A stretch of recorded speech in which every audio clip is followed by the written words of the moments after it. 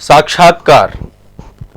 देखिए, साक्षात्कार को मैं यहाँ पर आप सभी के पर्सनालिटी डेवलपमेंट के साथ भी लेकर चल रहा हूँ और साथ ही आपके इंटरव्यू को लेकर आपको तैयार कर रहा हूँ। आप सभी मेरे साथ लगातार इंटरव्यू से जुड़े हुए कई सारे जो आयाम होते हैं सभी आयामों से रूबरू हो रहे हैं, समझ रहे हैं, जान रहे हैं। अब आज के सेशन से मैं आपको जो आयोग के द्वारा प्रश्न आप सभी से पूछे जा सकते हैं बोर्ड में, सिविल सर्विसेज के एग्जाम में, आईएएस के एग्जाम में, स्टेट पीसीएस के एग्जाम में, यूपी पीसीएस के एग्जाम में, आप कोई भी इंटरव्यू दे रहे हैं, आप आईएएस का इंटरव्यू दे रहे हैं, ये सेशन आपके लिए महत्वपूर्ण है। आप यूपी पीसीएस का इंटरव्यू दे रहे हैं, ये सेशन आपके लिए महत्वपूर्ण है। आप बीपीएससी एग्जाम की तैयारी कर रहे हैं, इंटरव्यू दे रहे हैं, सीजीपीएससी एग्जाम की तैयारी कर रहे हैं, एमपीपीएससी एग्जाम की तैयारी कर रहे हैं, आरएएस एग्जाम की तैयारी कर रहे हैं, यूकेपीएससी एग्जाम की तैयारी कर रहे हैं, या जेपीएससी एग्जाम की तैयारी कर रहे हैं, या किसी भी स्टेट पीसीएस एग्जाम की तैयारी कर रहे हैं। साथ ही यदि आप कहीं पर भी इंटरव्यू देने जाते हैं, ये सेशन मेरा सबसे महत्वपूर्ण है। साक्षात्कार को लेकर के आपको A to Z चीजें यहां पर मैं बताऊंगा। आप लोग बस मेरे साथ जुड़े रहिए। अभी तक मैंने कई सारे सेशंस लिए हैं। अब इस सेशन में आज मैं आयोग किस तरीके के प्रश्न आपसे पूछेगा और उन प्रश्नों को क्या रिप्लाई करेंगे। अब हमारे आने वाले समय में यही योजना है कि आयोग द्वारा पूछे गए प्रश्नों का मैं आपको उत्तर समझा के जाऊं। और देखिए, इंटरव्यू में तो वहां पर आप ही होंगे बोर्ड के सामने, और बोर्ड जो है आपको जो है बहुत सारी चीजें में उलझाने का प्रयास करेगा। मेरा काम आप सभी को यह है कि आप कैसे उन प्रश्नों को का उत्तर दें और सुलझे हुए तरीके से आप उन प्रश्नों को डील करें, है ना। बोर्ड को आप किसी भी तरीके से जो है झूठ बोल करके मूर्ख नहीं बना सकते हैं, है ना। जो बोर्ड के मेंबर होते हैं, इंटरव्यू बोर्ड के मेंबर होते हैं, ये मान के चलिए कि वो एक लंबा एक्सपीरियंस होता है ना। बोर्ड में 5 मेंबर होते हैं मान लीजिए आमतौर पे, और एक मेंबर 20 साल से इंटरव्यू ले रहा है, तो लगभग वहां पे 100 वर्षों के अनुभवी बैठे हुए हैं, है ना, जिनको 100 वर्षों का अनुभव है इंटरव्यू को लेने का। और आप जैसे कितने अभ्यर्थियों का इंटरव्यू लिया होगा उन्होंने। तो मैं आज से आपको प्रश्नों की एक श्रृंखला लेकर के यहाँ पे चलूंगा।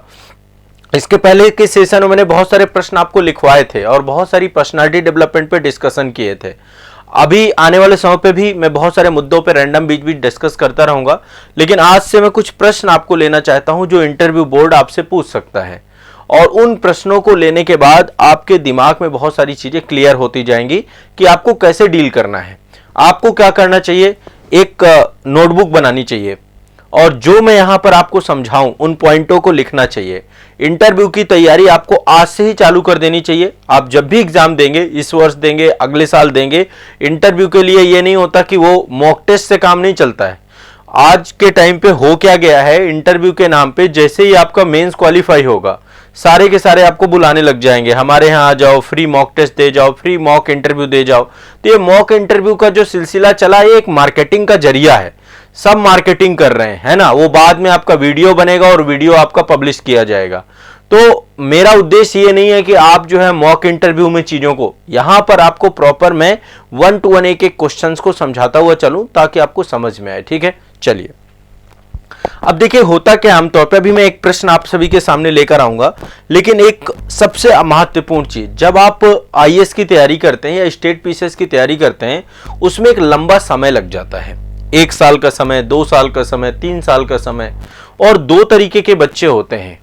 एक तरीके के छात्र वो होते हैं जो अपने जॉब छोड़ देते हैं, अपना कैरियर छोड़ देते हैं।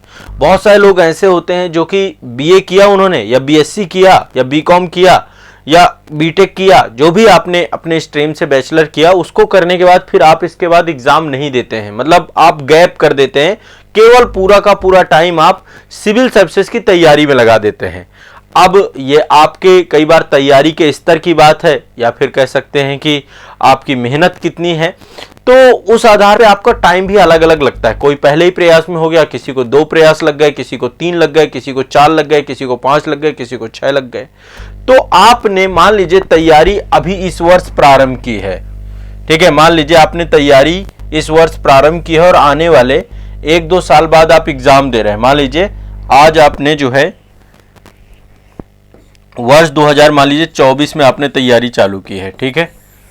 अब वर्ष 2024 में तैयारी चालू करने के बाद 2025 में मान लीजिए आप एग्जाम दे रहे हैं। 1 साल आपने तैयारी की, हो सकता है आपका हो जाए, बहुत अच्छी बात है। और आपने जो ग्रेजुएशन किया है वो हो सकता है 24 में किया हो। एक बार मुझे कमेंट सेक्शन में जरूर बताइएगा चैट में कि आपका कब का ग्रेजुएशन है, आप कब के ग्रेजुएट हैं। तो कई बार क्या होगा 2025 में आप होगा, या 2026 भी लग सकता है तैयारी में, 2027 भी लग सकता है, अनिश्चितता का मामला है। देखो 2028 भी लग सकता है, 2029 भी लग सकता है, 2030 भी लग सकता है, 2031 भी लग सकता है। भगवान न करे किसी को इतना लंबा जाना पड़े। पंचवर्षीय योजनाएं भी कई बार बनती हैं इस एग्जाम की तैयारी में, ये भी एक इसकी सच्चाई है। आप में से बहुत सारे लोग ऐसे एक्सपीरियंस्ड होंगे जिनको एक लंबा टाइम पीरियड लग जाता है। तो यदि आपको एक ज्यादा लंबा टाइम पीरियड लग रहा है, मान लीजिए आपने तैयारी ये चालू की और आपको एक लंबा समय लग गया प्रिपरेशन में, तो ये एक आपके लिए मतलब एग्जामिनर का दिमाग जो है ना तुरंत जाएगा। जैसे लाइक मान लीजिए सिंपल सी बात है, 2-3 साल के कैरियर का अंतर तो बहुत आम है। मैं बहुत सारे ऐसे छात्रों को जानता हूं जो बहुत अच्छे अच्छे जॉब में थे, कुछ आईआईटी के थ्रू प्लेसमेंट हुआ था किसी का, और किसी का प्लेसमेंट प्रॉपर जो है बीटेक के बाद उनका बहुत अच्छी जगह हुआ, और उन्होंने उन जॉब को छोड़ा और आकर के सिविल सर्विसेज की तैयारी की। उनमें से बहुत सारे लोगों का सिलेक्शन भी हुआ, लेकिन बहुत सारे ऐसे स्टूडेंट मेरे ऐसे भी हैं जिनका सिलेक्शन नहीं हो पाया, कोई भी कारण हो। इसके बाद फिर अगेन अभी वो जॉब दोबारा उन्होंने ज्वाइन कर लिया, ठीक है। लेकिन जब मान लीजिए एक लंबा गैप, और कुछ अभी ऐसे भी हैं जो तैयारी कर ही रहे हैं, है ना। एक मेरे मित्र थे, वो अभी तैयारी कर रहे हैं, आईआईटी मुंबई से थे, और फिर इसके बाद अभी भी उनका जो है कहीं ना कहीं पे बीच में रुक जाता है, कभी इंटरव्यू से रुक जाता है, कभी जो है फाइनली नहीं हो पाता। तो एटलीस्ट ये अलग अलग सबके लाइफ में हो सकता है, ठीक है। हो सकता है आप अगले साल ही हो जाओ। तो ये कैरियर गैप जो होता है ना आपका, मतलब आपको 1 साल 2 साल 3 साल 4 साल का टाइम जो रहता है ना, इससे एक प्रश्न जरूर बनेगा आपसे, ठीक है। क्वेश्चन क्या बन सकता है? क्वेश्चन ये बन सकता है कि भाई आप 10 साल का टाइम आपने खराब कर दिया, आपने 5 साल का टाइम खराब कर दिया। आपने एक अभी मूवी भी देखी होगी 12th फेल में ये प्रश्न आता है ना। और 12th फेल में एक क्वेश्चन और पूछा जाता है। मैं दोनों क्वेश्चंस को लेकर आज आपको डिस्कस करने वाला हूं और आपको बताने वाला हूं कि आप किस तरीके से इस क्वेश्चन को डील करेंगे, ठीक है। हाँ अच्छा, कुछ लोग तो अभी नीरज जी कह रहे हैं सर मेरा 2005, क्या 2005 है? अभी बेसिक में टीचर हूं। अच्छा, कुछ लोग टीचर भी हैं, शिक्षक हैं। हाँ तो देखो, जैसे आप कोई प्रोफेशन में हैं, ऑलरेडी आप कोई जॉब कर रहे हैं, गवर्नमेंट सर्विस में हैं, तब तो कोई करियर में गैप नहीं हुआ ना। यदि आप फुल टाइम स्टूडेंट बन जाएं, मतलब ये बात भी समझिए, मान लीजिए अभी आप प्रिपरेशन कर रहे हैं और फिर आपने क्या किया, सब कुछ छोड़ करके फुल टाइम स्टूडेंट बन गए, है ना। तो अब करियर गैप हो गया ना आपका, कि आपने पिछले 5, 6, 7 साल से कुछ किया ही नहीं तैयारी के अलावा, मतलब पूरी तरीके से केवल प्रिपरेशन ही की। जो लोग किसी गवर्नमेंट जॉब में ऑलरेडी आपके पास से जस्टिफाई करने के लिए कि आप ऑलरेडी सर्व कर रहे हैं कंट्री को, है ना, आप किसी न किसी पोस्ट पर हैं, किसी न किसी पद पर हैं। अच्छा, यहां पे केवल सरकारी सर्विस की बात नहीं है, यदि आप प्राइवेट सेक्टर पे भी है, आपके पास एक एक्सपीरियंस होता है ना कि पिछले मैं 10 साल से यहां काम कर रहा हूं, पिछले 5 साल से यहां काम कर रहा हूं, वो जो गैप होता है ना, वो हर जगह के लिए प्रॉब्लम है। वो प्राइवेट सेक्टर के लिए भी प्रॉब्लम है और उसके लिए भी प्रॉब्लम है। और यहां पे किसी को हतोत्साहित होने की जरूरत नहीं है। मैं उसका एक एग्जैक्ट आंसर क्या हो सकता है, कैसे आपको देना है, कैसे आपको डील करना है, ये मैं आपको समझाने चाह रहा हूं, ठीक है। तो मान लीजिए एक क्वेश्चन बनता है कि भाई यूपीएससी की तैयारी के बाद आप सिविल सेवा की तैयारी कर रहे हैं, आईएएस हो चाहे स्टेट पीसीएस हो। बहुत सारे लोग आईएएस की तैयारी करने के लिए आते हैं, बाद में एज निकल जाती है तो स्टेट पीसीएस की तैयारी करने लग जाते हैं। तो सिविल सेवा की तैयारी के दौरान जो आपके कैरियर में लंबा गैप आया है वर्सेस आपका कैरियर में जो अंतर आया है, कई वर्ष लग गए हैं, अभी भी आप जो है पढ़ ही रहे हैं, तो ये पूरी जो बीच का डिस्टेंस है इसको जस्टिफाई करना पड़ता है आपको कि आखिरकार इस अवधि में आपने किया क्या। अब मान लीजिए हो सकता है ना तो आप कोई प्रोफेशनल डिग्री कर रहे हैं कि आप कोई प्रोफेशनल डिग्री छोड़ करके करने चालू कर दिए, आप केवल पढ़ ही रहे हैं, आपने बीए किया, बीएससी किया, बीटेक किया, बीकॉम किया और इसके बाद केवल लग गए आप जो है सिविल सेवा की तैयारी में। तो 1 साल 2 साल 3 साल 4 साल लगाना ये अपने आप में बहुत बड़ी बात है ना। ये कहीं ना कहीं पे बोर्ड आपसे पूछेगा क्वेश्चन। तो यहां पर सिविल सेवा की तैयारी वर्सेस कैरियर, आपका इन दोनों को लेकर आपको जस्टिफाई करने के लिए क्या चीजें होनी चाहिए, मैं यहां पे कुछ संकेत दे रहा हूं। अब देखो एक चीज ध्यान रखिए, मैं जो भी आपको यहां पर संकेत दूं, जो भी चीजें आपको उत्तर के तौर पे बताऊं, ये आपकी सिर्फ मदद करेगा एक अच्छा उत्तर फ्रेम करने में, ठीक है। आपको फेक मतलब आपको झूठ बोलने से बचाने में मदद करेगा। मतलब आप फेक पर्सनालिटी नहीं बनेंगे। इनका उत्तर तो हर व्यक्ति का अपना अलग अलग हो सकता है ना, कि भाई उसने सिविल सेवा की तैयारी करते समय उसके करियर में गैप कैसे आ गया, इतना लंबा गैप कैसे आ गया।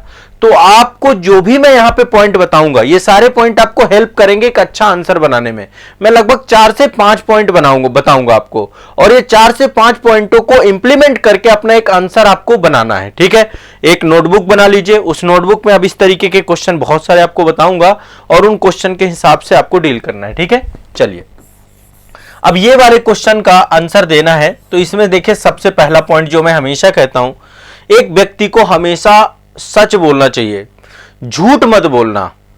पहला चीज है कि आप ईमानदार रहना। जो भी वास्तविक कारण है ना वो आपको पता है। ईमानदार एवं सच्चे रहना। बोर्ड के मेंबर को चकमा देने की कोशिश मत करना, नहीं तो उलझ के रह जाओगे, है ना। आपको वास्तविकता बतानी है कि आपका, क्योंकि आपके करियर का रिकॉर्ड बोर्ड के पास होगा, है ना। जैसे लाइक मान लीजिए बहुत सारे बच्चों के साथ ऐसा होता है कि आपने 10th पास किया, फिर 1 साल का गैप आ गया, आपने 12th फिर किया मान लीजिए, है ना। तो 1 साल का गैप आपका दिखेगा ना। 12th फेल मूवी जो बनी है उसमें यही तो पूछते हैं ना कि भाई आपने 1 साल वो फेल कैसे हो गए, आपका 1 साल की गैप कैसे आपका दिख रहा है। तो वो बताते हैं कि भैया हमारे यहाँ जमी जमाई व्यवस्था थी और जमी जमाई व्यवस्था फेल हो गई, तो उस साल हम भी फेल हो गए।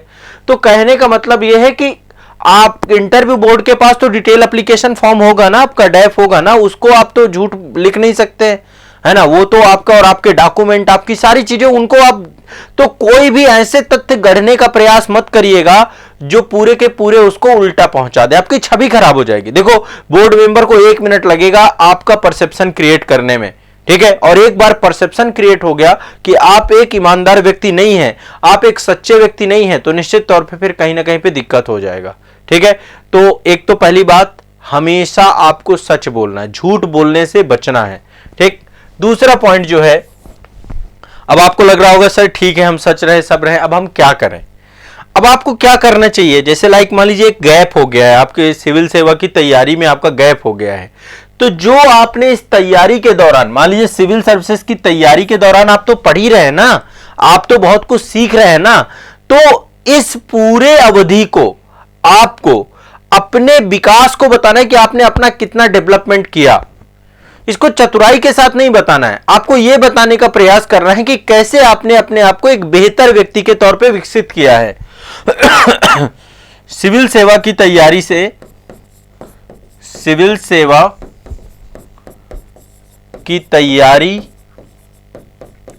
से कैसे आपने स्वयं को एक बेहतर व्यक्ति,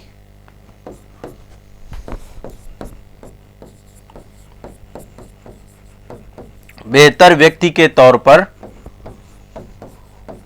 विकसित किया है। ये आपको थोड़ा सा इस पे आपको सोचना पड़ेगा और इस पे आपको पॉइंट डेवलप करने पड़ेंगे कि कैसे ये तैयारी में आपने टाइम नहीं खराब किया, बल्कि इस तैयारी ने आपको बहुत बेहतर करने का प्रयास किया है।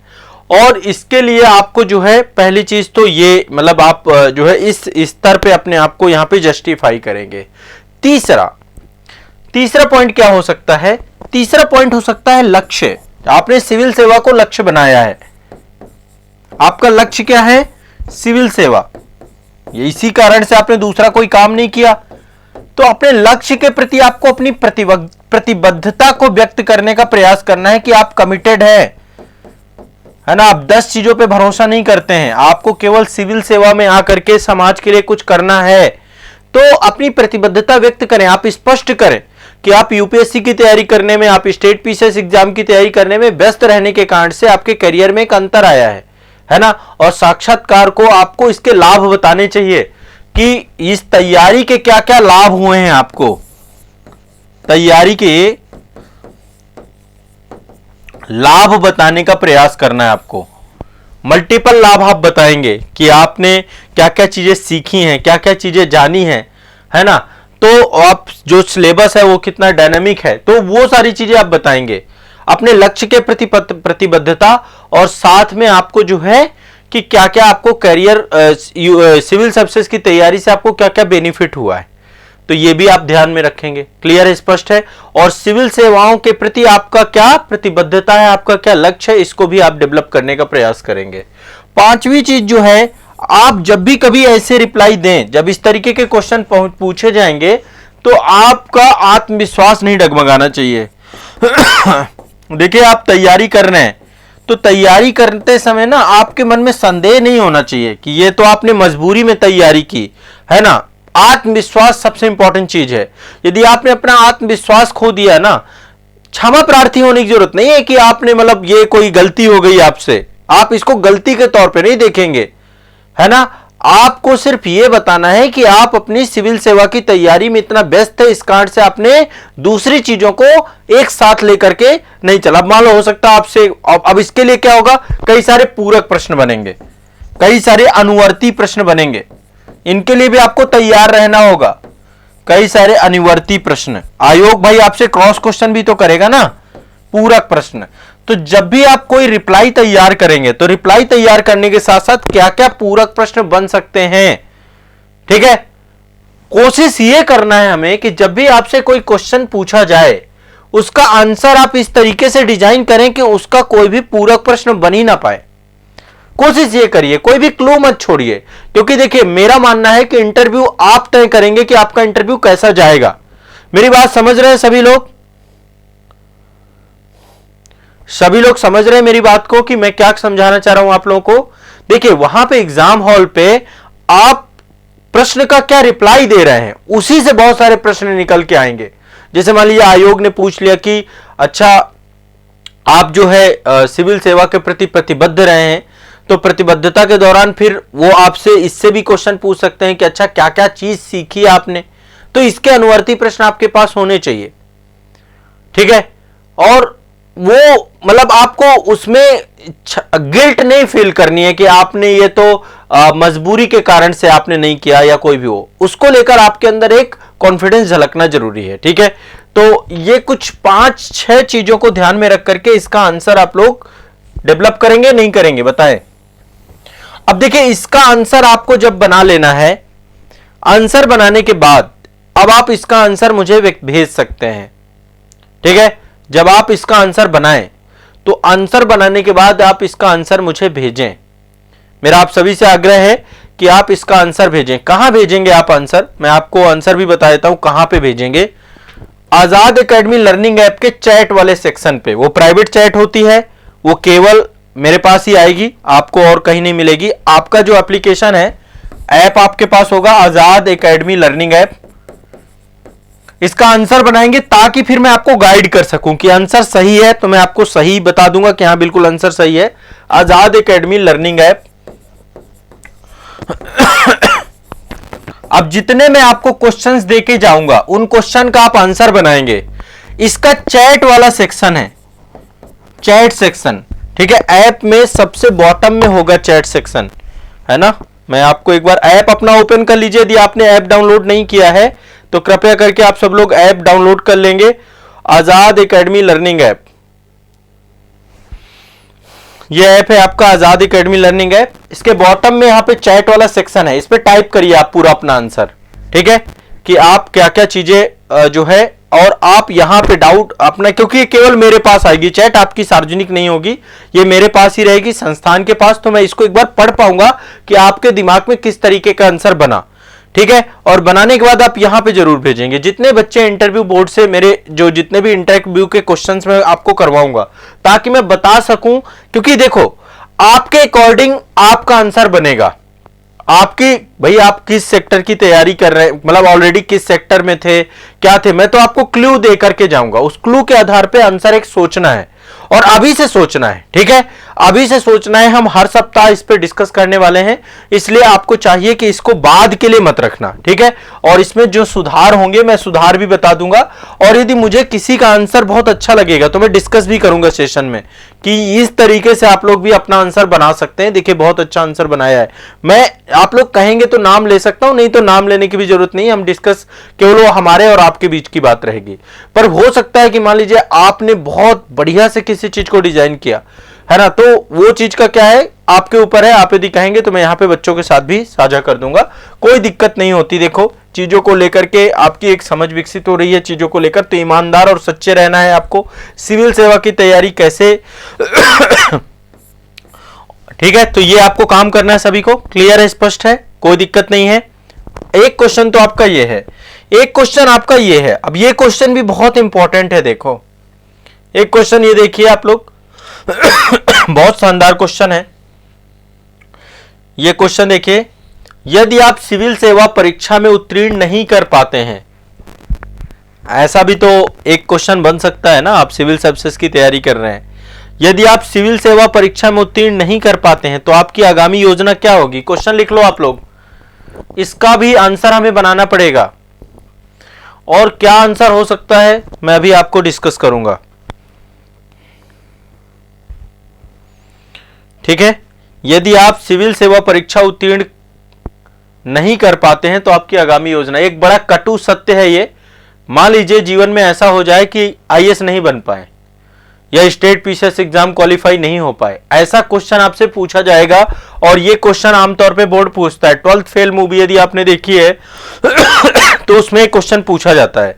12th फेल की बात करें या फिर एक एस्पिरेंट सीरीज आई है उसमें भी इंटरव्यू बोर्ड के बारे में दिखाया गया, तो आमतौर पे एक सामान्य सा क्वेश्चन है। और ये क्वेश्चन की तैयारी आपकी पास होनी चाहिए कि मान लीजिए आप तैयार मतलब नहीं हो पाता सिलेक्शन, तो फिर क्या करेंगे, फिर आपका जीवन का क्या गोल है। तो ये क्वेश्चन देखने में बहुत सरल लग रहा है पर ये दोधारी तलवार है, ये मान के चलिए, है ना। आपकी प्रतिक्रिया क्या होगी ये बहुत तय करेगा। प्लान बी इसी को बोलते हैं। क्या आप प्लान बी से पूरी तरीके से इंकार कर देंगे कि भैया आप अपने से आईएएस नहीं बन पाएंगे तो जीवन खत्म। आदमी का प्लान बी होना चाहिए जीवन में। मैं कह रहा हूं प्लान ए के बाद प्लान बी जरूर होना चाहिए, प्लान सी भी होना चाहिए, प्लान डी भी होना चाहिए। जीवन में केवल एक प्लान लेकर के आपको नहीं चलना है, समझ लीजिएगा। लेकिन प्लान बी क्या होना चाहिए यह भी तो तय करना पड़ेगा आपको। बहुत ही संतुलित आंसर देना पड़ेगा इसका, है ना। यह आपके जीवन का अंत नहीं होना चाहिए। आज के टाइम पे बहुत सारी समस्याएं क्या हो गई है ना, सिविल सर्विसेज में भी मैं एक दो घटनाएं सुनता रहता हूं। बहुत दुख होता है जब कभी ऐसी घटना सुनता हूं आप लोगों के बीच में कि कोई स्टूडेंट है, कोई छात्र है, सिविल सेवा की तैयारी कर रहे थे। अभी प्रयागराज में कई सारी घटनाएं आई कि उसने अपने जीवन का अंत कर लिया। अरे कैसे कर लिया भाई, आप शायद सिविल सेवा के वास्तविक अर्थ को ही नहीं समझ पाए। ये तैयारी ये नहीं सिखाती है। मैं एक कोटा वाले जो बहुत सारी घटनाएं होती है ना, कोटा में कितने सारे बच्चों की घटनाएं आए दिन आती रहती हैं कि आईआईटी और नीट की तैयारी करने गए, प्रेशर नहीं झेल पाए। एक मूवी आई थी 3 इडियट, आप सभी को पता होगा। उसमें वो एक बच्चा रहता है, क्या नाम रहता है, जॉय शायद ऐसे करके नाम रहता है। वो इंजीनियरिंग कॉलेज में होता है और वो अल्टीमेट जो है बाद में सुसाइड कर लेता है। उसका प्रोजेक्ट सबमिट नहीं हो पाता है, बहुत सारी प्रॉब्लम्स होती हैं। तो कहने का मेरा तात्पर्य सिर्फ इतना सा है कि वो प्रेशर तो होता है नो डाउट, लेकिन प्रेशर का मतलब ये नहीं कि आपके जीवन का ये अंतिम चीज है। तो आयोग भी जानने का प्रयास करेगा कि आप प्रेशर झेल पाते हैं, लाइफ में नहीं झेल पाते। दरअसल ये प्रश्न आपको, ये प्रश्न से ये पता चलता है कि जब आप दबाव में होते हैं, अपने जीवन के उच्चतम दबाव में होते हैं, तब आप कैसे रिएक्ट करते हैं। सिविल सेवा में तो आपको पता है ना कि बहुत सारे प्रेशर आपको झेलने पड़ेंगे। तो आमतौर पे उसका उत्तर क्या होगा, मैं आपको थोड़ा सा इसका आंसर अब बताता हूं। एक क्वेश्चन का आंसर बता दिया आपको, एक क्वेश्चन का आंसर और आपको डिस्कस कर देता हूं, ठीक है। लिख लो ये क्वेश्चन, जितने क्वेश्चन आपको बताता जाऊं। पहला वाला क्वेश्चन भी मैंने आपको जो बताया वो भी लिखना है, ये भी लिखना है और इसके आंसर बताने हैं। अब जब कभी ऐसा क्वेश्चन हो तो क्या करना होगा। सबसे पहली चीज, 5 पॉइंट इसमें भी बताऊंगा। पहली चीज, अपने लक्ष्य के प्रति प्रतिबद्धता, कमिटमेंट, ये चीज आपको बतानी बहुत जरूरी है, ठीक है। जब भी कभी कोई भी दूसरी योजना आपको बतानी है, जैसे मान लीजिए भाई ये तो प्लान बी की बात कर रहा है, तो आपको सिविल सेवा के प्रति अपनी प्रतिबद्धता जरूर पहले स्पष्ट करनी है, ठीक है, कि आप सिविल सेवा के प्रति प्रतिबद्ध हैं। लेकिन प्रतिस्पर्धा का एक उच्च स्तर भी है ना, हो सकता है कि आपका सिलेक्शन ना भी हो। तो ऐसे में एक आपका दीर्घकालिक लक्ष्य भी होना चाहिए, ठीक है। नंबर 1 क्या होना चाहिए, आपकी उत्तर की शुरुआत करनी है सिविल सेवा की, आपको यही जॉब चाहिए।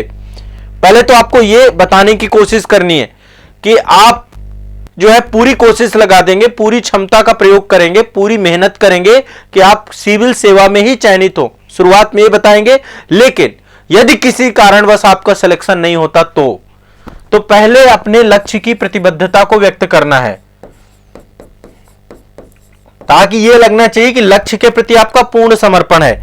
आयोग यह भी जानने का प्रयास कर रहा है कि ऐसा नहीं है कि आपके लिए कोई बहुत ज्यादा यह मायने नहीं रखता है, ठीक है। तो अपने लक्ष्य के प्रति प्रतिबद्धता व्यक्त करेंगे आप। सबसे पहली चीज,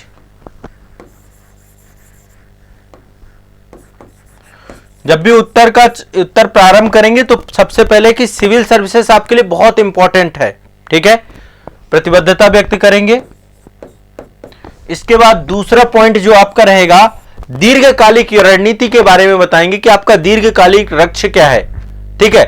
वर्तमान में अनिश्चितताएं हो सकती हैं आपके जीवन में, बहुत सारी चीजें, लेकिन आपका एक दीर्घकालिक लक्ष्य होता है ना, कि आप लॉन्ग टर्म में क्या करना चाहते हैं, आपका एक लॉन्ग टर्म दृष्टिकोण क्या है। जैसे आप देखेंगे एक वो एस्पिरेंट सीरीज में एक कैरेक्टर होता है धैर्य, है ना, वो कैरेक्टर उनका सिलेक्शन भी होता है, लेकिन वो जाकर के लास्ट में नशा मुक्ति को लेकर एनजीओ के साथ काम करती हैं। तो एटलीस्ट क्या है ना, आपके लाइफ में भी आपको अपना एक गोल सेट करना पड़ेगा कि आखिरकार सिविल सर्विसेज में, क्योंकि उनका सिलेक्शन होकर उनको आईआरएस मिलता है, इंडियन रेवेन्यू सर्विसेज मिलता है, तो बाद में आईआरएस को छोड़ करके वो, ठीक है। जैसे लाइक मेरे लाइफ के यदि आप गोल की बात करें तो मेरे लाइफ का गोल है कि मैं हजारों बच्चों को सकारात्मक तौर पे प्रभावित कर सकूं, उनके कैरियर में उनको, मतलब मुझे टीचिंग बहुत पसंद है, मतलब मेरे लाइफ का सबसे बड़ा जो है एक कि मैं अपने लाइफ में स्टूडेंट्स के लिए करना चाहता हूं ज्यादा से ज्यादा। जैसे आप डॉक्टर एपीजे अब्दुल कलाम जी को भी देखेंगे ना, तो उन्होंने भी एजुकेशन पे बल दिया, वैसे ही जैसे मैंने भी अपने करियर गोल में एजुकेशन को प्रायोरिटी ले रखी है। तो आपको भी अपने लाइफ में ना कुछ आपको लॉन्ग टर्म गोल करने पड़ेंगे। जैसे लाइक मान लीजिए मैं 1% प्रशासन में यदि जाऊं ना, तो मैं एजुकेशन सेक्टर पे बहुत काम करना चाहता हूं, मतलब एक कि इसके लिए कितना रेवोल्यूशन लाया जा सकता है शिक्षा के क्षेत्र में, हर बच्चे को एजुकेशन मिले और किस तरीके की क्वालिटी एजुकेशन मिले जो वर्तमान में हमारे बड़े बड़े एग्जाम हैं, उस एग्जाम के लेवल की बच्चे को एजुकेशन मिल रही कि नहीं मिल रही है। तो इस तरीके से आपको अपने क्वेश्चन को पहले समझना है, तो अपना दीर्घकालिक लक्ष्य तय करना है और उसके बारे में चर्चा करना है, ताकि फिर आगे है ना आपको इसी से रास्ते बनेंगे। और ये आपको सोचना है, यदि नहीं सोचा तो दीर्घकालिक लक्ष्य ये आपका होना चाहिए, है ना। यदि आप कोई भी अपना सेक्टर चुनिए जिस सेक्टर पे आप काम करना चाहते हैं व्यापक स्तर पे, ठीक है, वो सेक्टर पे जब आप व्यापक स्तर पे काम करेंगे ना, तो फिर आपको बहुत सारी चीजें वहां पे निकल के आएंगी। तो अपने लक्ष्य के प्रति प्रतिबद्धता व्यक्त करना है, दीर्घकालिक लक्ष्य तय करना है, ठीक है। तीसरा पॉइंट, 2 पॉइंट हो गए। तीसरा पॉइंट है कुछ वैकल्पिक कैरियर के विकल्प भी आपके पास होने चाहिए। वैकल्पिक कैरियर, संदीप भैया को देखा है ना आपने एस्पिरेंट सीरीज में, है ना, आईएएस नहीं बने तो पीसीएस बन जाते हैं, बाद में लेबर इंस्पेक्टर बनते हैं। संदीप भैया की लाइफ डिस्ट्रॉय हो जाती है। यदि आप भी संदीप भैया की कैटेगरी में आ गए तो फिर आपके पास दूसरा विकल्प क्या है, तो आपकी प्रक्रिया तभी विश्वसनीय, मतलब विश्वसनीयता तब आएगी आपकी उसमें जब आप वैकल्पिक कैरियर जरूर बताएंगे कि वैकल्पिक कैरियर क्या होने चाहिए आपके, और ये आप तय करिए। अब मैं आपको कोई वैकल्पिक कैरियर नहीं बताने जा रहा हूं यहां पे। दूसरा, सकारात्मक मूल्यों को प्रदर्शित करें, ठीक है। जैसे ही प्रश्न आपसे पूछा जाता है तो आप परेशान ना हो कि आप तुरंत ही कि यार मेरा नहीं होगा तो क्या होगा, है ना। सिविल सेवा, तो सिविल सेवा के लिए साथ साथ आप समझिए एक सिविल सेवक को दूरदर्शी होना चाहिए, है ना, उसकी चीजों को लेकर। तो आप एक सकारात्मक मूल्यों के साथ इस प्रश्न के उत्तर को डेवलप करें, और उत्तर भी आपको ऐसे ही देना है। देखो हर एक, ये एक क्वेश्चन जो होता है ना, कोई एक चीज की जांच नहीं है, आपको उलझाने की कोशिश की जा रही है, और इसके लिए फिर आपका अनुवर्ती क्वेश्चन भी होगा। एक क्वेश्चन आपका इसके साथ कोई ना कोई पूरक क्वेश्चन भी जोड़ा जा सकता है, अनुवर्ती प्रश्न भी आपका, उसके लिए भी आपको तैयार रहना है। अब आप कहोगे सर अनुवर्ती प्रश्न बता दीजिए। अनुवर्ती प्रश्न मैं तभी बता सकता हूं जब आप इसका डिटेल आंसर मुझे भेजें। आप अपने तरफ से इसका आंसर बनाएं और बना करके भेजें। और आंसर कहां बनाना है आपको, ये है आपका आजाद एकेडमी लर्निंग ऐप, इस पे आप अपना उत्तर भेजेंगे। ठीक है,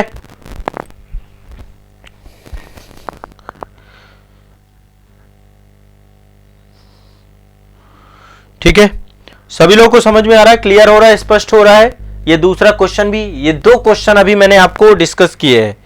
पहला क्वेश्चन आपका था कि यदि आप तैयारी कर रहे हैं और करियर में गैप ज्यादा आ जा रहा है, केवल सिविल सेवा में ही आपने अपने आप को झोंक दिया है पूरी तरीके से, तो उस करियर के गैप को कैसे जस्टिफाई करना है। अब उस पे जो मैंने आपको पॉइंट बताए हैं उस आधार पे एक अच्छा आंसर बना के भेजिए। फिर उस पे कितने अनुवर्ती प्रश्न हो सकते हैं, क्या हो सकते हैं, हम डिस्कस कर लेंगे सेशन में, है ना। मैं यहां पे डिस्कस कर लूंगा, बट कोशिश ये करना कि जो भी मैं आपको, जब भी आप ये सेशन, आप जैसे आज आप सेशन देख रहे हैं, तो सेशन देखने के बाद कोशिश करिए कि तुरंत ही आंसर बना के भेजिए। मतलब एक दिन ले लीजिए मान लीजिए, लेकिन ये नहीं कि आप फिर आंसर भेज ही नहीं रहे। ठीक है, क्योंकि आप आंसर भेजेंगे तभी मैं आपकी ज्यादा मदद कर पाऊंगा, तभी मैं अनुवर्ती प्रश्न ढूंढ पाऊंगा, तभी मैं क्रॉस क्वेश्चंस आपको बता पाऊंगा। और उस क्रॉस क्वेश्चन को भी आपको क्या करना है, सोचना है। ठीक है, जब आपका यहां पर आंसर आएगा तो मैं एक्टिव हो जाऊंगा, मैं आपकी मदद करूंगा। ठीक है, उसमें जरूर ये लिख देना, साक्षात्कार का प्रश्न जरूर डालना, प्रश्न के बाद फिर आप अपना उत्तर लिखना। ठीक है, उसमें टाइप हो जाएगा इजीली, आप टाइप करके भेजना, भेजेंगे सभी लोग। ठीक है, आजाद एकेडमी लर्निंग ऐप पे भेजेंगे, ये प्राइवेट रहेगा आपका, ये केवल मेरे पास ही आएगी आपकी। वो कहां पे यूज करना है इसका, chat section, chat section app के बॉटम पे आपको मिल जाएगा, तो वहां से मुझे आइडिया लग जाएगा कि आप क्या। ठीक है, तो ये आपको ध्यान रखना है। क्लियर है, स्पष्ट है।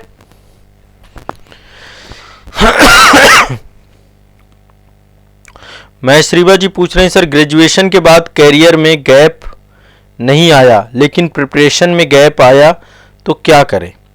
देखो, आप ऑलरेडी जैसे लाइक मान लीजिए आपने, यदि आप जॉब कर रहे हो तब तो हो सकता है कि आपको बहुत ज्यादा चिंता नहीं करनी हो इस क्वेश्चन को लेकर के, आपसे क्वेश्चन नहीं पूछा जाएगा, क्योंकि एटलीस्ट आप ऑलरेडी जॉब में है तो आपके प्रश्न जो है उस जॉब से जुड़े हुए होंगे। जैसे मान लीजिए आप ऑलरेडी मेडिकल सेक्टर पे हैं, आप एजुकेशन सेक्टर पे हैं, आप जो है कोई गवर्नमेंट की जॉब पे हैं, है ना, किसी भी सेक्टर पे हैं, तो उस सेक्टर से फिर क्वेश्चन बहुत सारे बनेंगे। तो मुद्दा वही है ना कि आपका स्तर कहां पे है। ठीक है, और जैसे मान लीजिए बीच में गैप कैसे आया, मान लीजिए 10th और 12th के बीच में एक साल का गैप आ गया, है ना। 10th आपने किया 2008 में और 12th आपने किया 2011 में। होना कितना चाहिए, 2010 में हो जानी चाहिए आपकी, क्योंकि 11 2009 और 2010 में एक साल का जो ये गैप है ना, ये आपको इसका आंसर बनाना पड़ेगा, सोचना पड़ेगा। और ये जो पॉइंट मैंने आपको बताए हैं, इन्हीं पॉइंट के आधार पे गैप को जस्टिफाई करेंगे। जब भी कोई गैप को आपको आंसर देना है ना, ये ईमानदार रहें, सच्चे रहें, इस पे गलती मत करिएगा। अच्छा, 12th फेल मूवी जो आप लोगों ने देखी होगी, उसमें मनोज सर ने जो आंसर दिया वो आंसर कैसा था, सच्चा था, झूठा नहीं था। जबकि बाहर बोर्ड वाले ने क्या बोला था, बाहर जो एक बोर्ड के मेंबर ने उनको बताया था कि भाई तुम ये आंसर नहीं, ये आंसर दे देना। तो मेरे कहने का तात्पर्य यह है कि हमें चीजों को इस पे, इसके साथ कंप्रोमाइज नहीं करना बोर्ड के साथ। यदि इसके साथ कंप्रोमाइज करोगे ना, फिर बोर्ड मेंबर आपको जो है ना कहीं पे वो नहीं चाहते कि ऐसा कोई व्यक्ति आए। ठीक है, तो ये कुछ क्वेश्चंस के आंसर अभी मैं बता रहा हूं। अब इस तरीके से मैं आपको कई सारे क्वेश्चंस लेकर आऊंगा। और अब देखो, आपके पार्टिसिपेशन के ऊपर है कि आप अपने इंटरव्यू की तैयारी को कितना बेहतर बना लोगे। आप जितना ज्यादा पार्टिसिपेट करोगे मेरे साथ साक्षात्कार को लेकर के, उतना बेहतर होता चला जाएगा आपका प्रिपरेशन।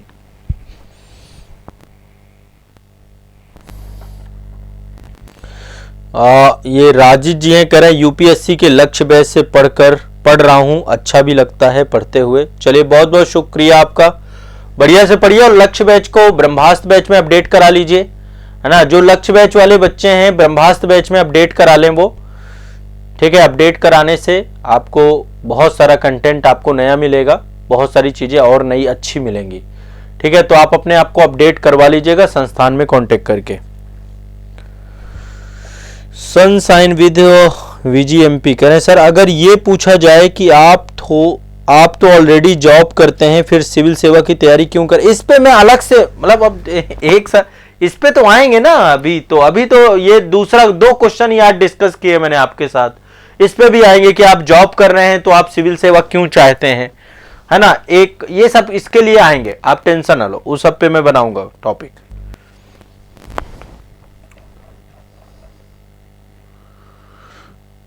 और ग्रेजुएशन में गैप नहीं है पर पीजी में गैप है, तो वही तो मैं बोल रहा हूं ना कि आप इन पॉइंट के आधार पे यदि पीजी की वजह से कोई इतना बड़ा इशू होता नहीं है, पीजी का कोई इशू नहीं होता है कि आपने पीजी में गैप कर दिया, कुछ कर दिया। मेन है कि आपने कैरियर में इतना टाइम लगा दिया, आप 10 साल से सिविल सेवा की तैयारी कर रहे हैं, है ना, आपने तो बहुत बहुमूल्य समय अपना खराब कर दिया।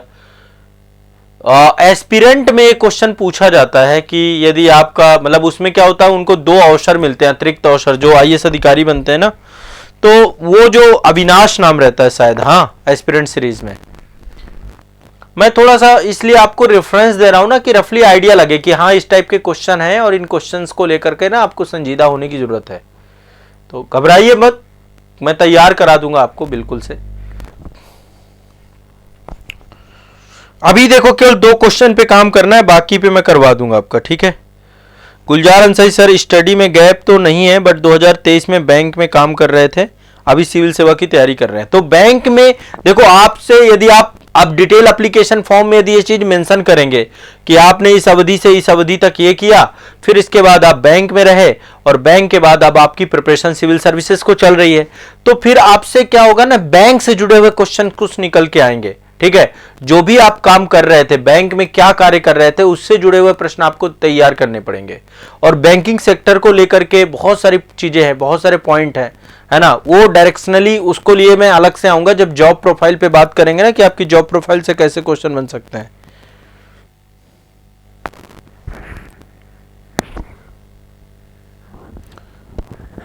अर्जित कह रहे हैं सर हमारी जॉब लगे ना लगे पर आपसे पढ़कर हम बहुत आगे निकल रहे हैं बहुत लोगों से। चलिए थैंक यू सो मच, बहुत बहुत शुक्रिया।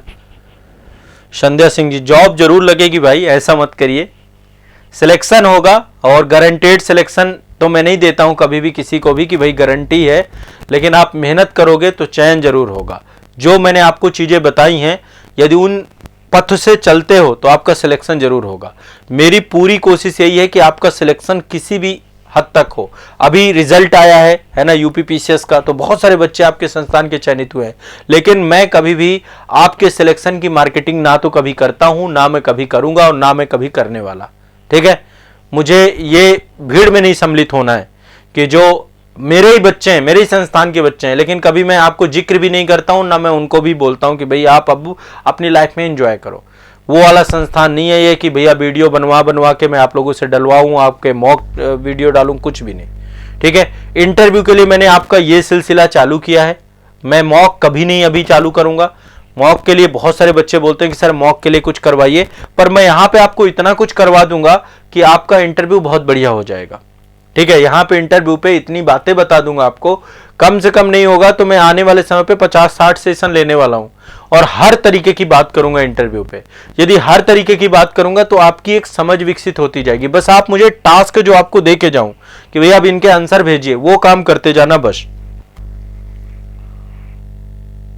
हाँ, ये आपको बनाना पड़ेगा। अच्छा, अब जो फील्ड में आप लोग हैं तो वो फील्ड में आपको करना क्या है ना कि वो फील्ड में आपको चीजों को जो है ना अब बकायदा उसके बारे में एक वो बनानी है, बुकलेट बनानी है, इंटरव्यू की अलग से कॉपी बनाइए और उनको लिखिए।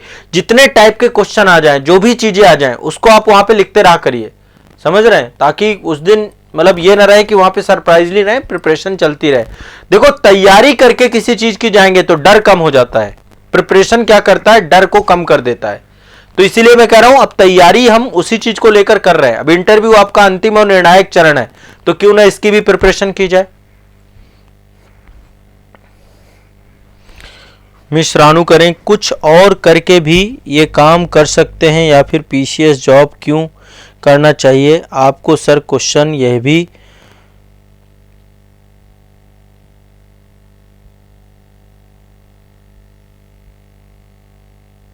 हाँ बिल्कुल। आपने इंटरव्यू दिया है क्या मिश्राणु?